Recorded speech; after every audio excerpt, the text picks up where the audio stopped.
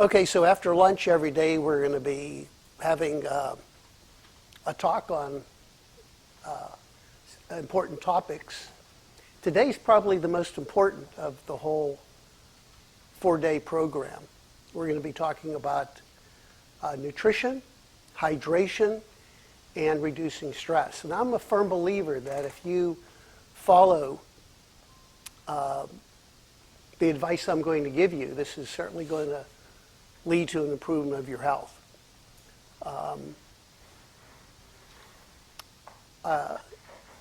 I believe that food is probably our best medicine. Thomas Edison said that the doctor of the future would not prescribe any medication, but instead recommend the patient on diet and nutrition.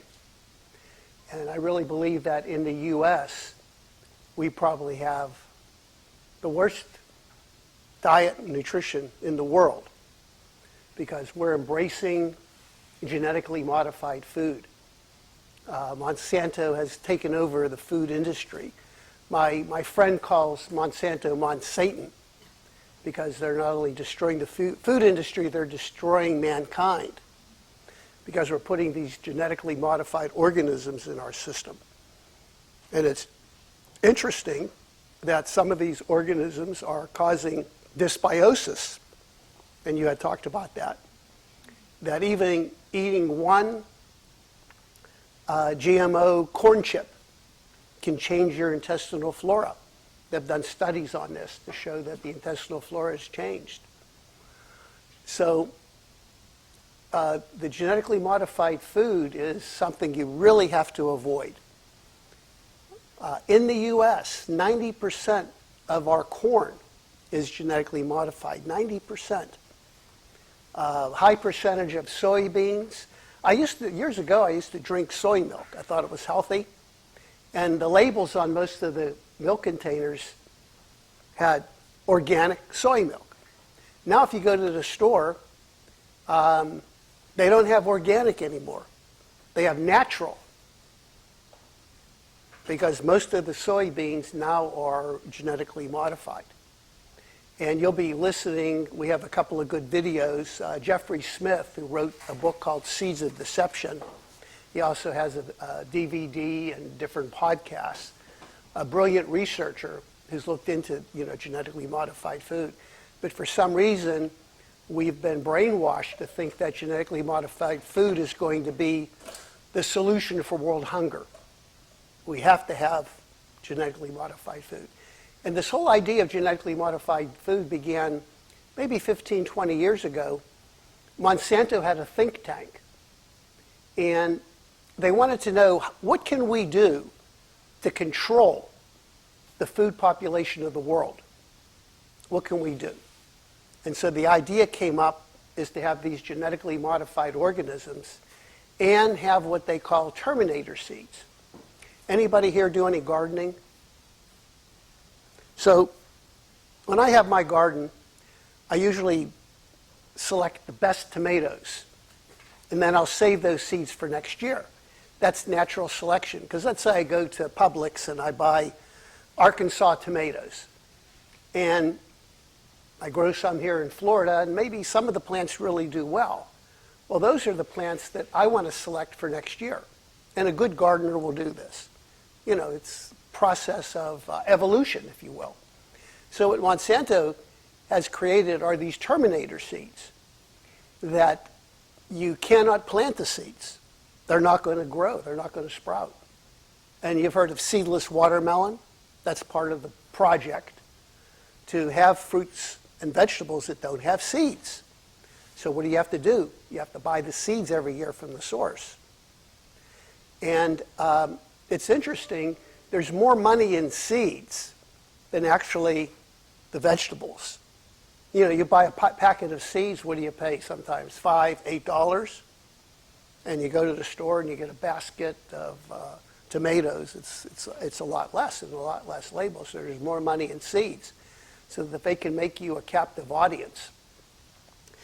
And this whole process of genetically modified food came about by introducing Roundup spray as an ingredient that certain crops would be resistant to Roundup spray. Roundup spray essentially destroys everything, all vegetation. But if we could develop a crop that would be resistant to it, then we won the game. So it began with genetically modified potatoes. In fact, the study was done in England. They wanted to look at, are genetically modified potatoes safe? So they conducted, I think it was Arpide Pusatai, Oxford University, did this study. It was really good. He divided it into 3 groups. One group of rats got the genetically modified potatoes. One group got regular potatoes and Roundup spray mixed into their diet. And the third group just got potatoes. The group that got the genetically modified potatoes were the only group that developed all sorts of diseases. If you read the list of diseases, it's probably 20 or 30 different types of cancer, neurological problems, etc. But this study was suppressed. Actually, he published the study, and then later on he lost his academic position because the university was getting reimbursed by Monsanto, and they didn't want to see a negative study. So that's the problem, is we have industry studies and we have true science studies. So many of the studies are industry-based, and their assignment is to show that these are safe and effective foods, just like the aspartame video that you watched. So we are embracing genetically modified food. In Mexico, believe it or not, they've banned genetically modified corn. Banned it. In Europe, you can't find genetically modified corn. I don't know in Venezuela. No, in Europe it's forbidden. Yeah. We have another problem with our food is high fructose corn syrup. High fructose corn syrup is found in just about everything. Salad dressings, condiments, fruit juices, soda pops, cereal. You can't get away from high fructose corn syrup, and it is a poison. And there's 3 reasons why you need to avoid high fructose corn syrup. Number 1, it's made from genetically modified corn. Number 2, it's really not a true sugar. It's not metabolized like glucose. It's shunted more towards fat storage. And that's one of the reasons why there's an increased incidence of obesity and diabetes, high fructose corn syrup. Third reason, there's high levels of mercury in the high fructose corn syrup. So you have to avoid high fructose corn syrup. And the companies are being very tricky. They're labeling products as corn sugar. Fructose, natural fructose. They're changing it because many people are trying to avoid high fructose corn syrup. I can remember the other day, I went to the grocery store and I got some grape juice. It had all natural grape juice. I said, this is what I'm after. And later on, I start reading the label, high fructose corn syrup. And you have to really read the labels. You have to be careful. And unfortunately, it's getting harder and harder. So the best way to go about it is really shift your diet towards organic. And if it's from a reputable company, and I'm really happy with Publix. We have a Publix employee here. Publix has sections in their grocery store. Many grocery stores just have an organic section, and it's pathetic. But Publix, no matter where you go in the store, you go to the coffee section, they have organic coffee. You go to the cereal section, they have organic. They have organic everywhere throughout the store. So my hat's off to Publix. And the only way you can really be certain that the food is healthy is grow it yourself. And later on, we're going to be talking about grounding, getting back to the earth. It's really important that we do make contact with the earth. So many of us have lost the contact with the earth. Tomorrow, the next day, I'll be talking about earthing. Dr. Stephen Sinatra wrote a book called Earthing, the importance of grounding your body to the earth.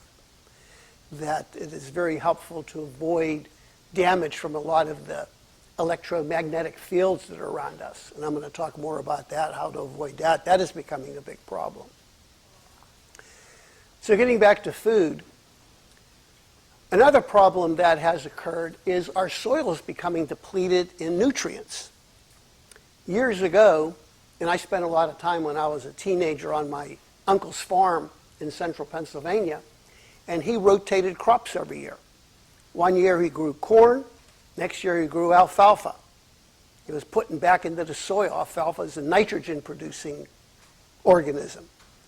And he would also use something called farmer's gold. Anybody know what farmer's gold is? Cow manure. Farmer's gold. He would collect all the manure and have a manure spreader. I know because I helped him spread the manure. But he used all natural means. So nowadays, farmers are not rotating crops. They have the same cash crop every year. They're depleting the soil.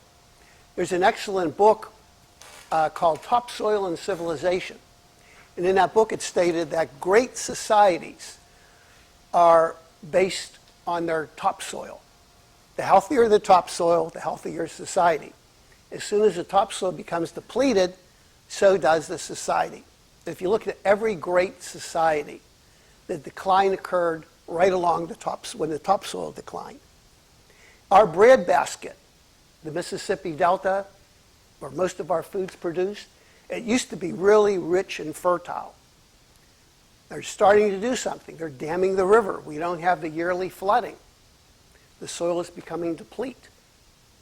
And the food quality is becoming deplete. More and more people are suffering from nutritional deficiencies.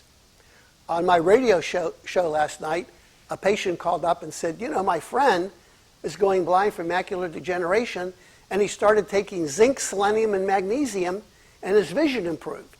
And when he stops taking it, his vision declines. And these are 3 essential minerals that many of you are probably deplete. At one time during this program, I used to test everybody. Something called the zinc tally test. Would go around and put a little zinc solution on your mouth, and it was either sweet, no taste, or awful. And if it was sweet or no taste, that means you're deficient in zinc. If it tasted awful, that means you had good zinc levels. Nobody tasted it.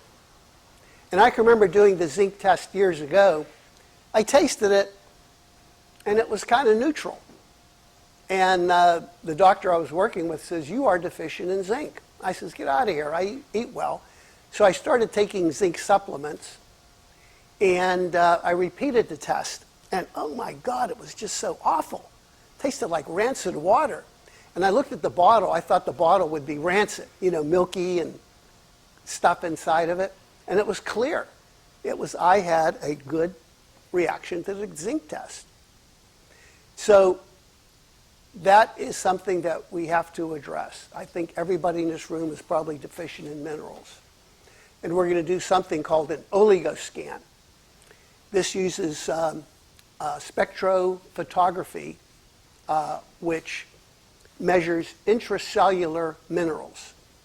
Spectroscopy, when I studied chemistry in college, we used spectroscopy to identify an unknown substance. You could give me any substance, do spectroscopy on it, and I could tell you exactly what it is.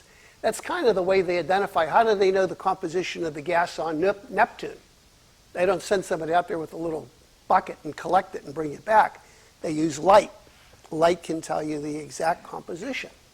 So we're going to find out your intracellular mineral composition, which is kind of amazing. We'll know if you're deficient in certain minerals, and then we can advise you on that. The other thing we're going to do is to do a 6-hour urine test. You could be dying of lead poisoning and mercury poisoning, and your blood and urine will be normal.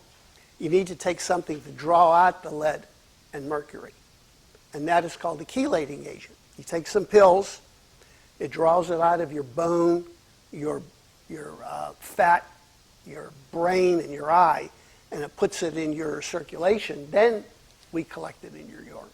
It's called a urine challenge test, so you'll have that. So we do 2 tests to identify your heavy metals. Now, why am I talking about heavy metals right along with the good guys, the zinc, selenium? I've found that these heavy metals are like big bullies. You know, a lead molecule is about the size of this room, and the zinc and selenium are little guys. So if you have heavy metals in your body, doesn't matter how much zinc and selenium you take, those big bullies are pushing them away, so they're not able to function. So it has to be a process of not only taking additional minerals, but at the same time trying to get rid of those heavy metals. And we have a good video called Get the Lead Out, which talks about chelation. Tomorrow I'll be talking more about chelation. Getting back to food, there's another problem, and that is fish oils. How many here are taking fish oils or have been advised by their doctor to take it? And I was trained in medical school. Fish oils are good. When I did my ophthalmology residency, you need fish oils, you need lots of them. And in Arizona, about 6 years ago, I heard a Professor Peskin talk at the Arizona Homeopathic Society. And he was giving a talk about the harmful effects of fish oils.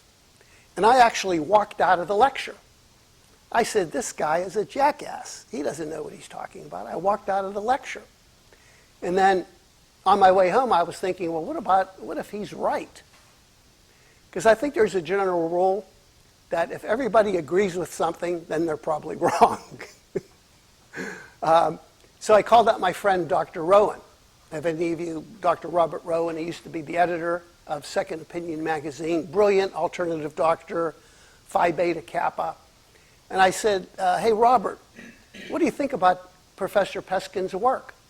And he said, you know, I've been researching his work for the last 2 years, and I think he's right on. So next opportunity I had, I listened to Professor Peskin, and I was convinced that fish oils are harmful. Why should we avoid fish oils? Well, we need omega-6 and 4s. We need omega oils, but they should be plant-based oils. Flaxseed, primrose, borage. We need omegas, they should be plant-based. They should not be fish oils. 3 problems with fish oils. Number 1, most fish oils that you take become rancid at room temperature. Guarantee you, unless you refrigerate it. You ever buy fresh fish, leave it on the counter, half a day goes by, it's going to stink, it becomes rancid. Rancid oils are very harmful to your body. The second problem with fish oils, it is not the parent oil, it's a derivative oil. By parent oil, I mean that's the plant. The plant is the parent. When fish eat different substances, they make a derivative oil, which is a longer chain fatty acid, which is not absorbed by the cell. The third problem, we know our oceans are contaminated, high levels of mercury, so I don't know who you talk to or what the companies claim that they're mercury-free. Fish oils have mercury in them. So I advise you not to take fish oils. Now, it's okay to eat fish occasionally, but take your omega oils, plant-based oils. So when I finally came to the conclusion that fish oils were harmful, it cost me a lot of money because all of my vitamin lines had fish oils in them. I said, I can't, in my good conscience, sell a product to my patients when I find out that it's harmful. So I had to throw away all my vitamins. So now all my vitamin products have plant-based oils, which is really important. Plant-based omega oils, plant-based omega oils. There's another problem with our food is that when you eat food that's cooked or steamed or heated, it destroys the protein structure. So if you really want good nutrition, you need to eat raw, organic food. So 80% of your diet, and my wife and I have been vegetarian now for close to a year. I'll occasionally have fish, but I'm avoiding all red meat and chicken, and mainly organic and raw. And I think this is one step you can take to really help rejuvenate your body. Now there's another, besides eating good healthy food, you're avoiding toxins and you're eating electrons. How many heard that you need an alkaline pH? Alkaline pH is good, acidic pH is bad. When you're eating organic, fresh food, you're eating electrons. You're eating the sunlight through a process of photosynthesis, gives energy to plants and fruits, and you're eating those electrons. You're getting your body a more negative charge. The more electrons you have in your body, the healthier you are. Lack of electrons is disease. And of course, you're getting microcurrent. Microcurrent is actually putting electrons into your body. And we're going to be talking about stress reduction later. And when you're stressful, you're losing electrons. So I think food is our best medicine. You are what you eat. Colorful food will give you colorful vision. And you really have to make an effort to avoid genetically modified food, avoid canned, preservative food, all these things that are just destroying our health.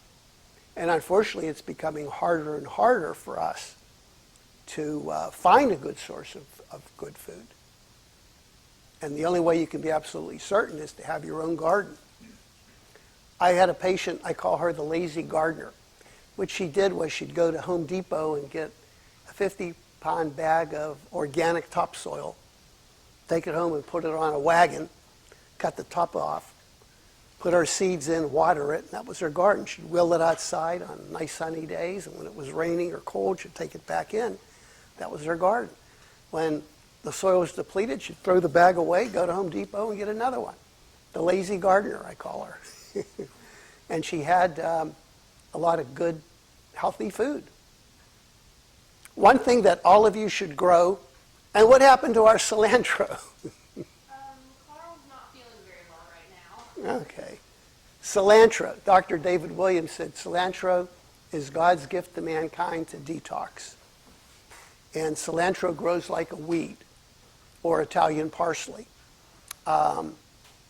Put cilantro in your soup, put it on your salad, make cilantro pesto. It is really good for detoxifying your body, and it crosses the blood-brain barrier. So the ingredients for detoxification actually get into your brain and your eye, which can help the detox. So cilantro, it's easy to grow. I always get upset with the staff because we used to have some on the windowsill there, but it's gone. You should tell me that you ate the cilantro. It didn't die to be healthy. So questions about food and nutrition? Yes? What about eggs? You said fish occasionally. What does that mean? Fish occasionally, once a week. But you have to be really careful because, the oceans are contaminated, and definitely stay away from farm-raised fish. And now restaurants are calling it wild salmon, but it's wild salmon that's farm-raised. And essentially, farm-raised fish are fish that's raised in a cesspool in garbage. And it's horrible for you. So you need to be really careful with the fish that you eat. Are there any farm-raised that do it healthy? No, unfortunately. I may take that back because I think in Alaska they have these pens where they do farm-raised. But anytime you keep fish in one spot, their fecal material and all that, the urine gets mixed in. So it's not a healthy environment. Eggs, if they're organic, a couple of years ago we had a ranch here in Florida, and we had about 80 chickens. And they were all, organic eggs. But you have to really be careful because a lot of the chicken feed has arsenic in it. I had to buy organic feed for the chickens. And, free range, organic.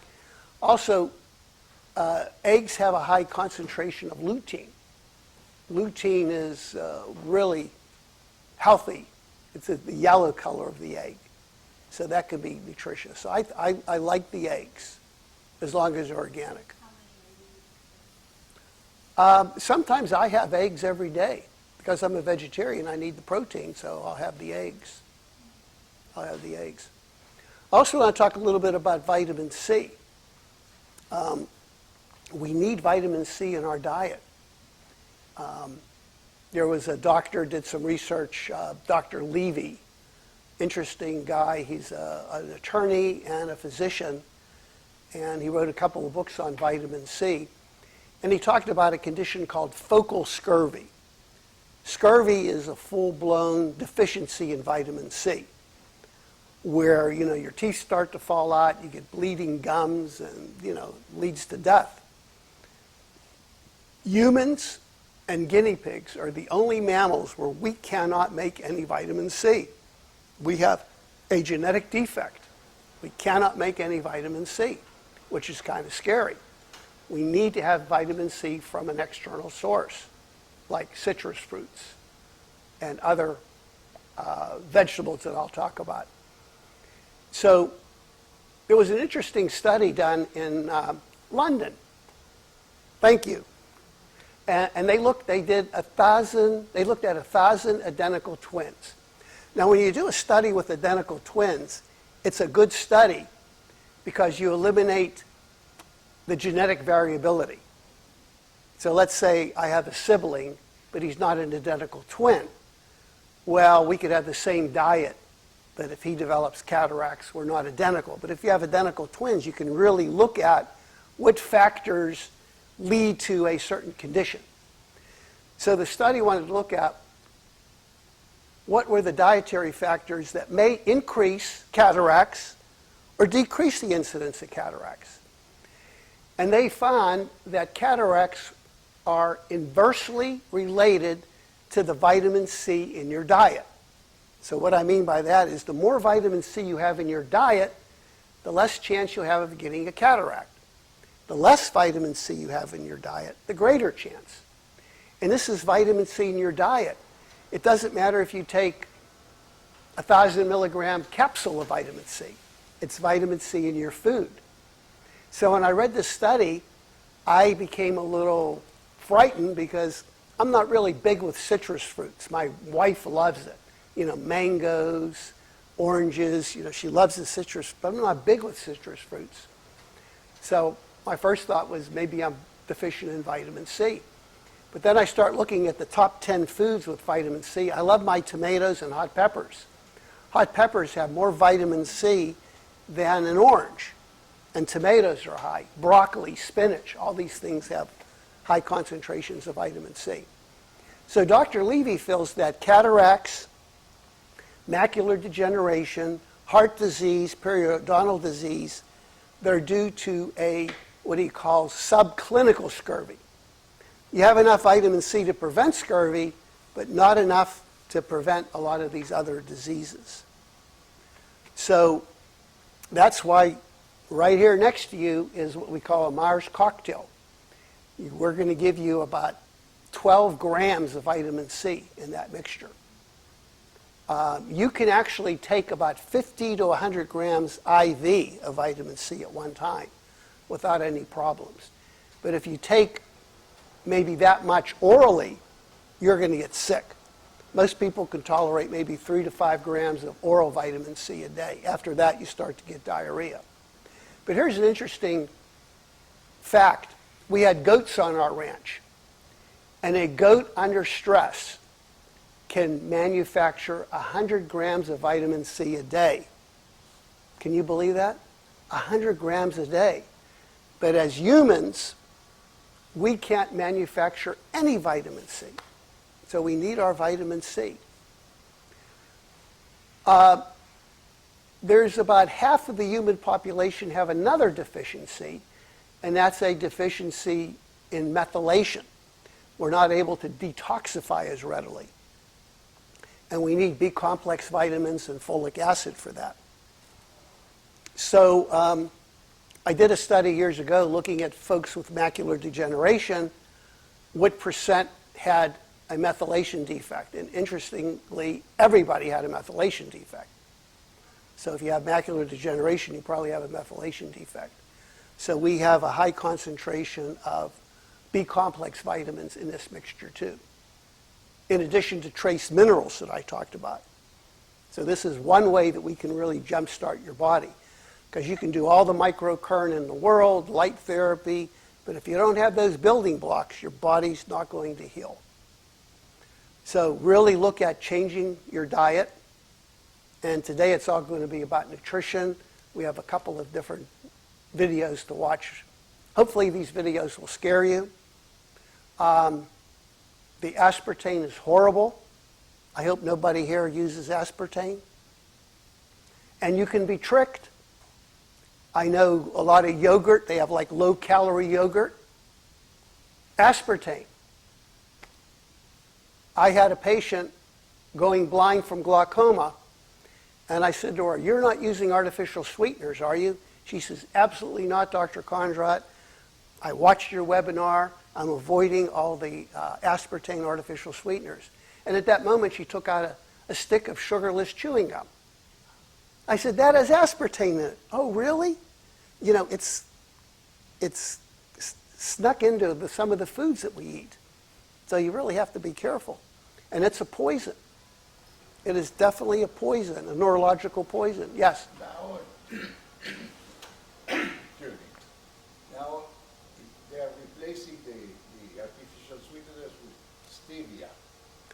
How can we be sure that stevia is not also harmful? Well, stevia is an herb, and that is a beneficial stevia. I actually grew the stevia plant, and the leaf is really, really sweet.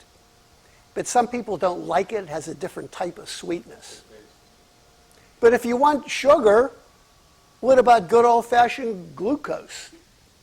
Nothing wrong with that. A little bit of that is fine, raw sugar. But I tell patients we have 3 poisons: sugar and wheat. Sugar, wheat, and salt. There are the 3 poisons that we have to avoid, the 3 poisons. But stevia is good as a sweetener. No difference with the, what they call sea salt, it's the same problem. You're going to get other minerals mixed in. Yes, sea salt, you have to be careful. I recommend Himalayan sea salt, although there's a lot of counterfeit Himalayan sea salt. Himalayan sea salt is salt that's manufactured from an ancient inland sea, which doesn't have the contamination like our oceans.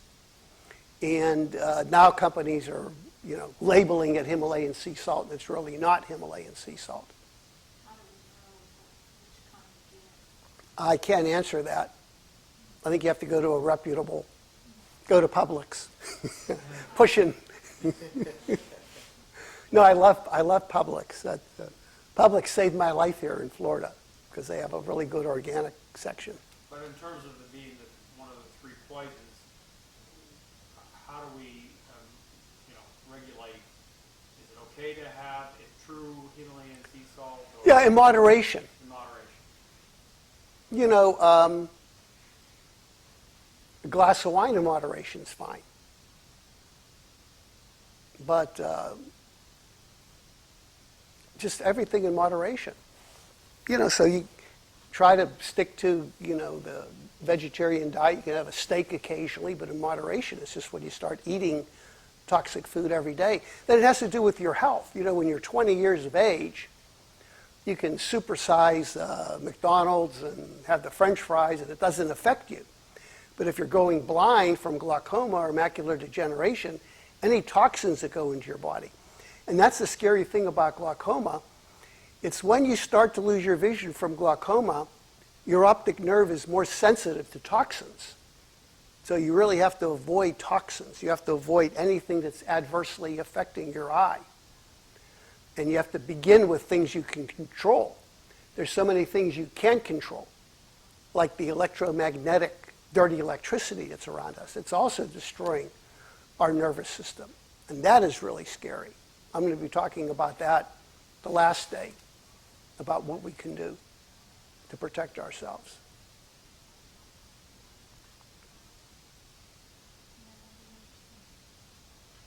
Doctor, there is also the controversy regarding omega-3 oils, like industrial oils, like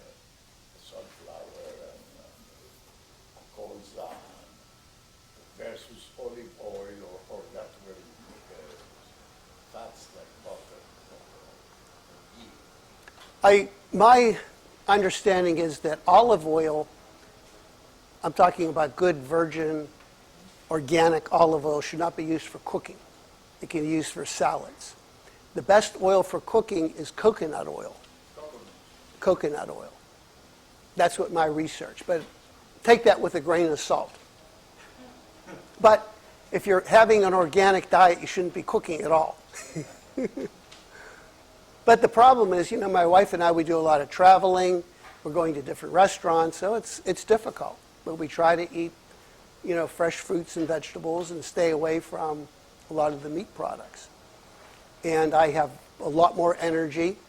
We have a really good video. I think it's called Knives and Forks, where they talk about a vegetarian diet. If you can do a vegetarian diet, you're going to have amazing health benefits, as long as it's organic, fruits and vegetables. Talking about oils, there's walnut oil and those kind of avocado oil. Are those okay? I think those are okay as long as they're organic. That's the key. And in moderation.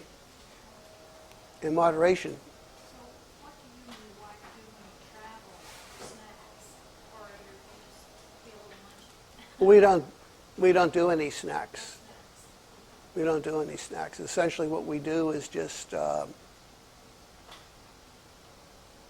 what food do you, healthy food do you take on a trip, on a flight, or in a car? well, now we can reserve a vegetarian meal on our flight. But to be honest with you, when I do a mission, and I'm in like Liberia, Africa, I can't say, well, I'm a vegetarian, I'm starving, and if they serve chicken, I'll eat it, So sometimes you just have to, eat what's put in front of you. Same thing, you go to the family for Thanksgiving, I don't want any turkey, and, No stuffing. no stuffing. So I hate people that are like that. My friend Robert Rowan, he's a strict vegetarian. When I travel with him, he drives me crazy. He is so particular. This rice, it tastes like chicken broth. I'm not going to have it. So, What does he do for snacks? just nuts and berries and fruits and things like that. So we really got to look at what we put into our body. And a lot of patients complain, well, Dr. Kondrot, I got poor vision. I can't read a label. Well, you shouldn't be eating food that has a label on it. If it has a label on it, it probably has all kind of garbage in it. That's why you want organic, natural. And it's such a pleasure to travel in Europe because, they got the weekly farmers market and everything is fresh. Like in France, people don't have big refrigerators. They shop every day and everything's fresh.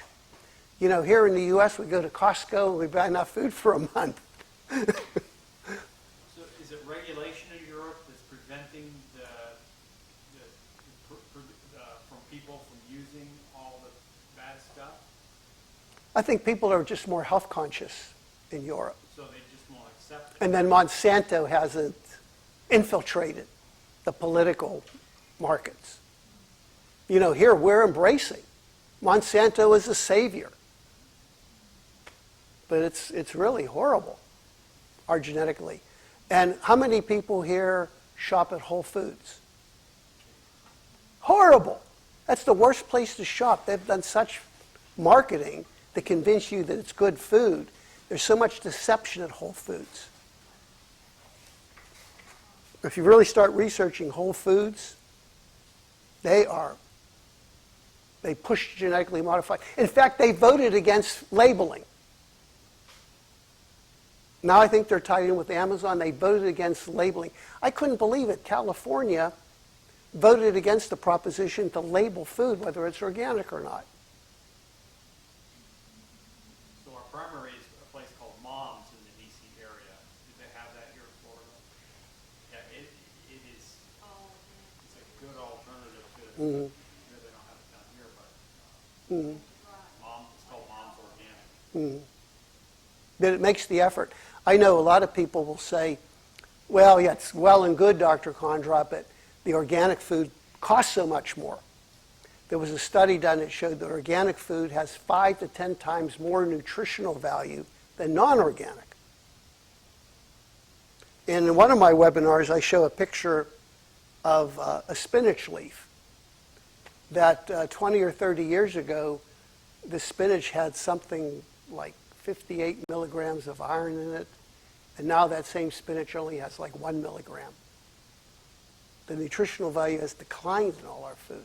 That's why we're getting sicker and sicker. So I want to shift now to another topic called hydration. Although I have a little mixed feelings about hydration, I think a lot of people are making the mistake of overhydrating. Most of us are in a dehydrated state because as we get older, men, we get our prostate problems, we're drinking less water. Ladies, maybe you had your children, your bladders are weak, you're drinking less water. Dr. Batman Jaldi wrote a book called Our Body's Many Cries for Water, and he felt that one of the major causes of a lot of chronic diseases is dehydration, simply by drinking more water. It's important for me, you being here, because we're doing a lot of therapies like microcurrent light therapy that stimulate your body's metabolism. And you need to drink that extra water to get rid of the toxins. You know, every time you have a massage, as soon as you're done with the massage therapist gives you a cup of water, right? Drink this, keep yourself hydrated.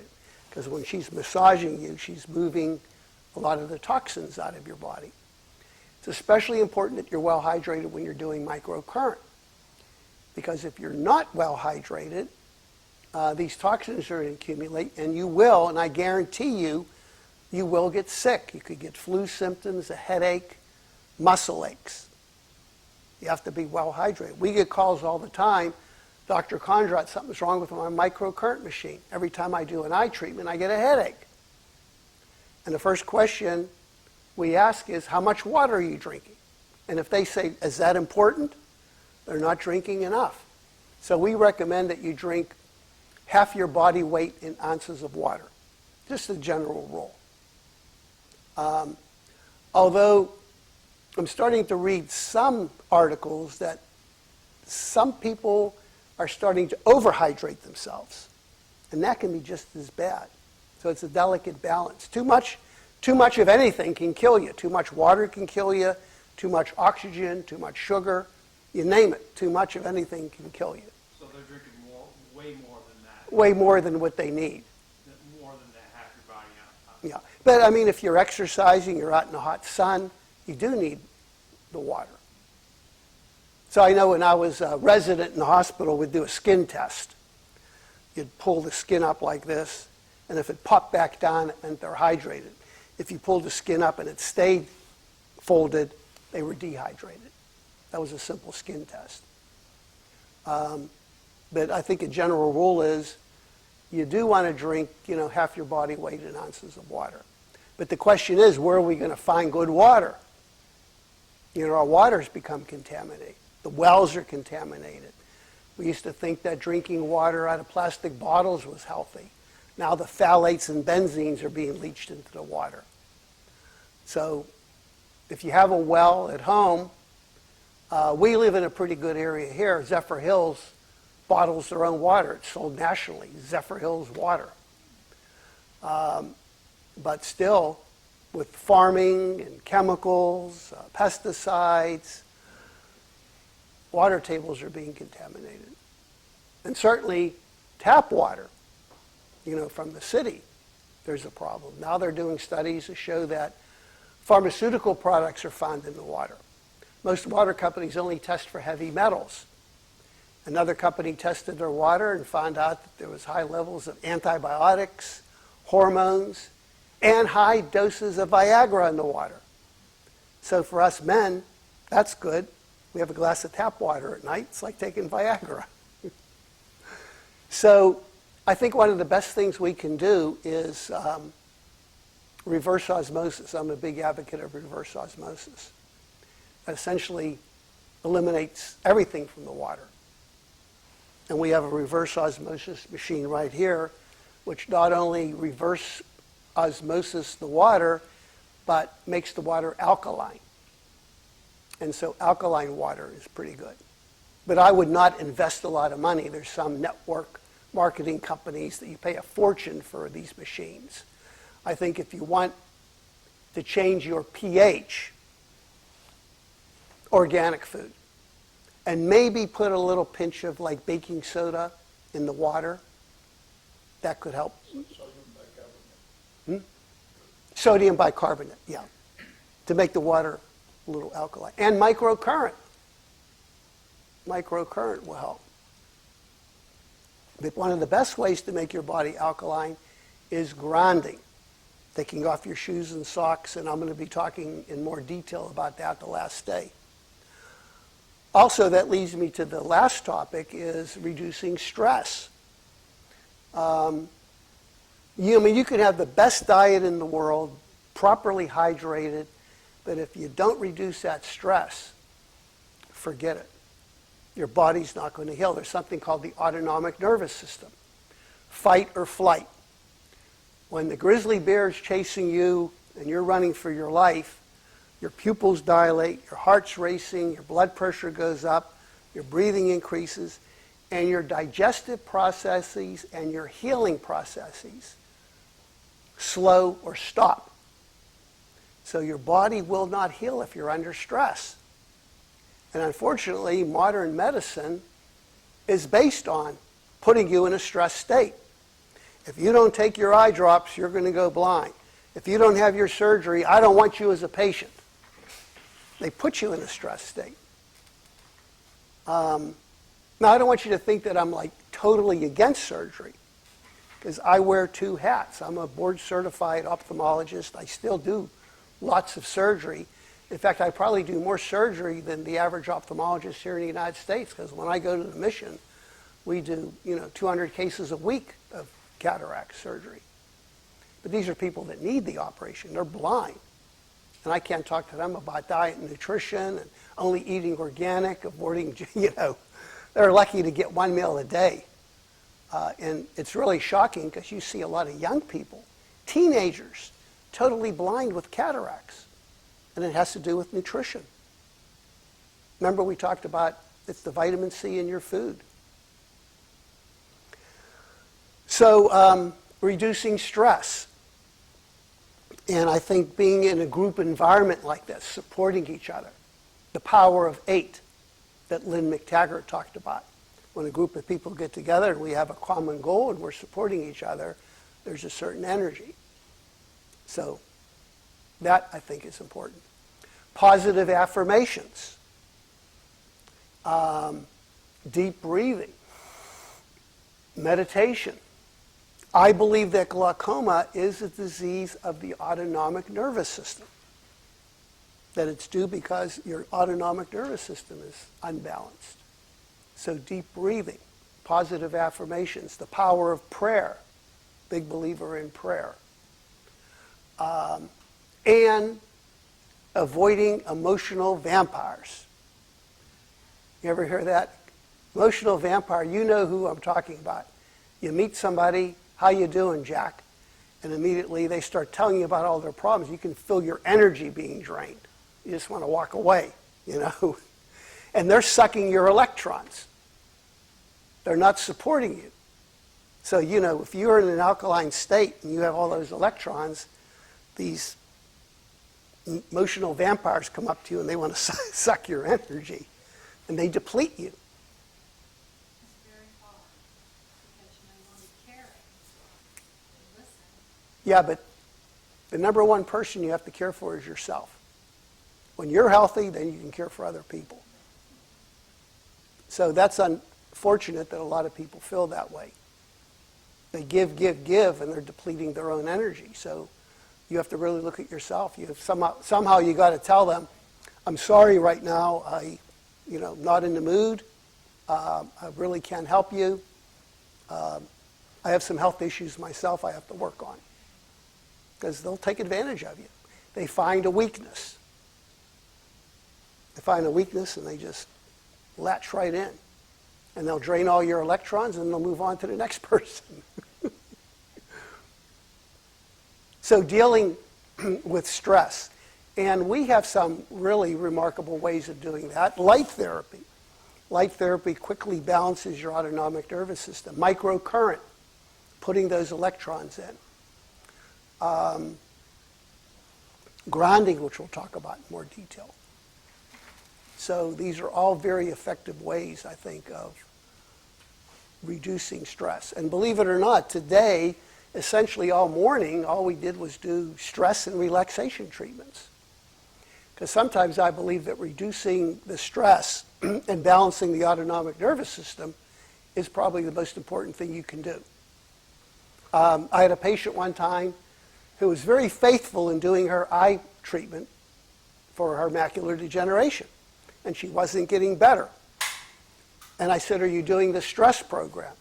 "I don't need the stress program, I just want my eyes better." "Well, my eyes are better, then I wouldn't have the stress." But then when she started doing the stress program, her vision got better. So sometimes I think is taking care of the stress and balancing your autonomic nervous system is most important. Remember, your body will not heal. Triple underline, will not heal if you're in a stress state. So you got to surround yourself by positive people, positive affirmation, all these things. That'll help your body to heal. So we covered nutrition, which I think is probably the most important, proper hydration, reducing stress. So if you fall asleep for all the other lectures, I don't care. But you are all awake for this. These are probably the three most important things, because if you do those three things, you don't need me. You don't need microcurrent, because most of, I think, your problems have occurred accumulation of neglecting these three things. When we do all these things and try to heal the eye, is there a certain age, I mean, the older we get, where you don't see as much healing, or is it just not work like that? No. I used to think 70 was old. Now that I'm 70, it's young. I feel good. So how old are you? 60. You're a baby. I hate it. When I first went into practice, all my patients were younger than me. Now they were all older than me. All my patients were older. A young guy giving older people advice. Now it's the other way. All my patients are younger than me. So, but we're going to help you with that by giving you a good, healthy, organic lunch. So let's get started on the IVs. And after the IVs, I still have a couple more people I have to see. Tomorrow we'll be doing your homeopathic interview, which is a little bit more detailed. Tomorrow I'll be talking about homeopathy and microcurrent. We'll talk about those. The third day we'll be talking about light therapy, electromagnetic fields, dirty electricity, all these things, which will really be interesting. So if there's no other questions, we'll get started with the IVs. Hot dog, Dr. Kondrot. Who wants to be first? Don't raise your hand all one. Okay, good. First, you mean with IV? First with IVs. Yeah.